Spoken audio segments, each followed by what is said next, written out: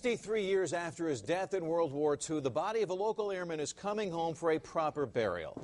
Dave Nether's live now at Hopkins Airport. And Dave, relatives were scheduled to meet the remains just a few moments ago. Yes, indeed, and some of them did, Lou, in what was really an impressive, certainly long overdue reception here to appropriately honor the remains of Technical Sergeant Richard Sargent on what is his final journey home after 6 decades. Sargent, who you see in the bottom left-hand corner of that shot, was 23 years old when he and the crew aboard the B-24 Liberator, nicknamed Here 'Tis, vanished. They were one of 9 bombers lost in bad weather over New Guinea during the Black Sunday bombing run of April 1944.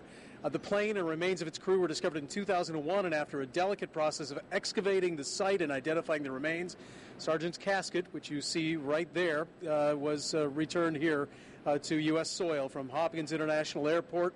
Will travel to Girard, Pennsylvania for burial with full military honors. His closest surviving relative, now an 80-year-old brother and nephew, Alan Sargent, was here to receive the remains. It's closure. He's the last member of our family that hasn't come home from World War II yet. So now everybody will have been home.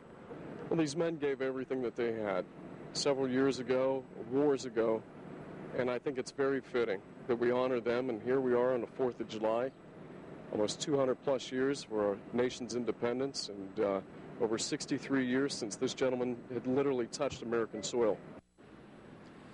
As I said, there were 10 men who lost their lives in that plane crash. One of them was a Cleveland man, Steve Zayak. He was from Brooklyn Heights, I think. He lost his life in that crash. He was the radio operator on that plane and was buried last month at Arlington National Cemetery. A lot of people paused here at the airport today to witness this, very moved, Lou, by what they saw. These folks will never be forgotten. Dave, thank you.